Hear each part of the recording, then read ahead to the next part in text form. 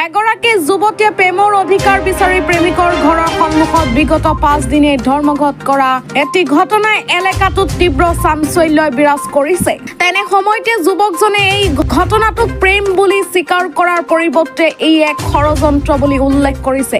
কোনো প্ৰেমৰ সম্পৰ্ক নাই বুলি খুদ যুৱকজনে জনায়। ইফালে যুৱকৰ পৰিয়ালে প্ৰেমৰ অধিকাৰ বিচাৰি অহা যুৱতীক যুৱকজনৰ লগত প্ৰেমৰ সম্পৰ্কৰ প্ৰমাণ দেখুৱাবলৈ কয়, কিন্তু যুৱতীয়ে দেখুৱাব নোৱাৰা যুৱকৰ মাতৃয়ে হাতত ধৰি টানি গেটৰ বাহিৰত উলিয়াই দিয়ে।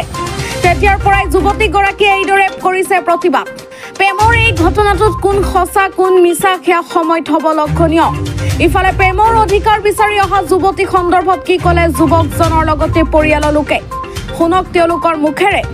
মোৰ বিষয়ে বিগত কেইদিন ধৰি যি অপপ্ৰচাৰ চলি আছে সেইটোৰ বিষয়ে মই স্পষ্টীকৰণ দিব কাৰণে ওলাইছোঁ। মই ঘটনাটো এনেকুৱা, ছোৱালীজনীৰ বাপেকে মোৰ লগত জামাতত গৈছিল, ধৰ্মীয় কামত গৈছিল। তাৰমানে তাতে যাই কেনে মোৰ লগত তাৰমানে বহুত ভাল ব্যৱহাৰ কৰিছিল আৰু বহুত মৰম কৰিছিল। মই সৰু আছিলোঁ, তাৰমানে মোৰ পৰা মোৰ মোবাইল নাম্বাৰটো খুজিছিল কেইদিন, বহুত কেইদিন কৈছিল কাৰণে মই তাৰমানে নাম্বাৰটো দিছিলোঁ এদিন। নাম্বাৰটো দিয়াৰ পিছত কিন্তু ছোৱালীজনীৰ বাপেকৰ যে যি মনৰ ভিতৰত যি আছিল সেইটোতো মই গম পোৱা নাছিলোঁ। এইটো পিছতহে গম পালোঁ যে এইটো নাম্বাৰ দিয়াৰ পিছত যে মোৰ এনেকুৱা কাল আহিব বুলি। বাপেকে যে নাম্বাৰটো লৈছিল যাই কিনে ছোৱালীজনীক দিছিল। দিয়াৰ পিছত ছোৱালীজনীয়ে মোক মেছেজ কৰিছিল কেইদিনমান, মই ৰিপ্লাই দিয়া নাই। তাৰপিছত বেলেগ নাম্বাৰ দি কৰিছিল, তাৰমানে সেইকাৰণে মই গম পোৱা নাছিল। তাৰপিছত মোক কল কৰিছে, মই ৰিপ্লাই নিদিয়াৰ কাৰণে কল কৰিছে। কল কৰাৰ পিছত মই তাৰমানে ৰিচিভ কৰিছিলোঁ। তাৰপিছত কৈছে যে মই অমুক হয়। তাৰমানে ফাৰ্ষ্টত মই গম পোৱা নাছিলোঁ যে সেই দেউতাকে যে মোৰ নাম্বাৰ লৈছিল ছোৱালীজনী আছে যে, মই আগতে গম পোৱা নাছিলোঁ। তেতিয়া পৰিচয় দিয়াৰ পিছতে মই গম পালোঁ তাৰমানে ছোৱালী যে আছে বুলি। তাৰপিছত এনেই কেইদিনমান কথা হৈছিল। তাৰমানে কথা হোৱাৰ পিছত তাৰমানে মোৰ ফ্ৰেণ্ডৰ লগত যে বিয়া ঠিক হৈছিল, তাৰপিছত আমাৰ ফ্ৰেণ্ডে বহুত ইফালে ইফালে শুনা পালে যে ছোৱালীজনী আগতেও দুবাৰ ঘৰৰ পৰা ওলাই গৈছিল। এইবিলাক গম পাই আমাৰ ফ্ৰেণ্ডজনে বিয়াটো ভাঙি দিছে। কিন্তু এতিয়া ছোৱালীজনী কৈ আছে মই ভাঙি দিয়া বুলি। মই ইয়াত জড়িতই নাই, মই যোৱাই নাছিলোঁ, মই কেনেকে ভাঙি দিম। তাৰপিছত এতিয়া ছোৱালীজনী কি কৰিব, তোমাৰ আগৰ পৰা বদনাম আছেই, 2-3 বাৰ পলাই গৈছে।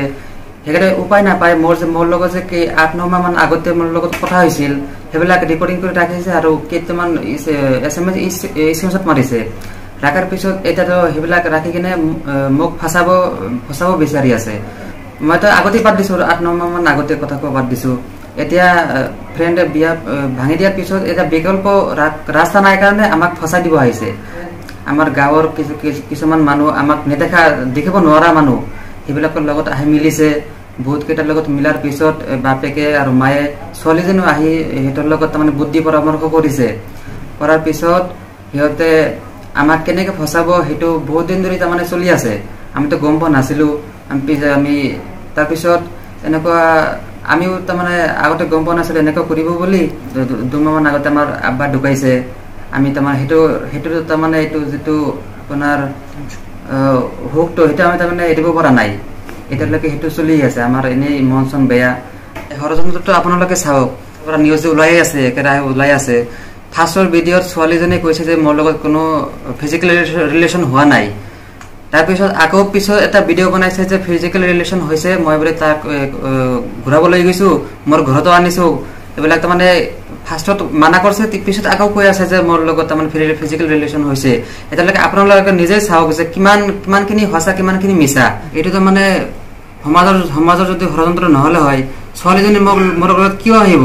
মোৰ পুৱাতে মোৰ ঘৰত আহিছে। ছোৱালীজনী কৈ আছে মই বোলে ফোন কৰিবলৈ লৈ আহিছোঁ। তাৰপিছত মই বোলে ইয়াতে আহিব বুলি কথা পাতিছে মোৰ লগত।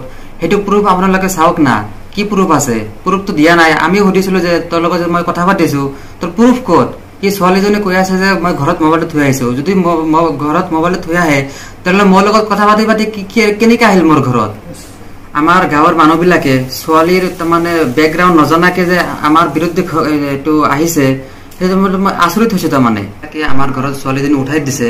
তাৰপিছত কিছুমান মানুহে আমাৰ ঘৰ ভাঙি দিব বুলি আমাক ধমকি দি আছে। তাৰমানে আকৌ জ্বলাই দিব বোলে কৈ আছে। ভাবুকি দিয়াৰ পিছত আমি ঘৰ দুৱাৰ থৈ কেনে এৰি আহিব লগা হৈছে।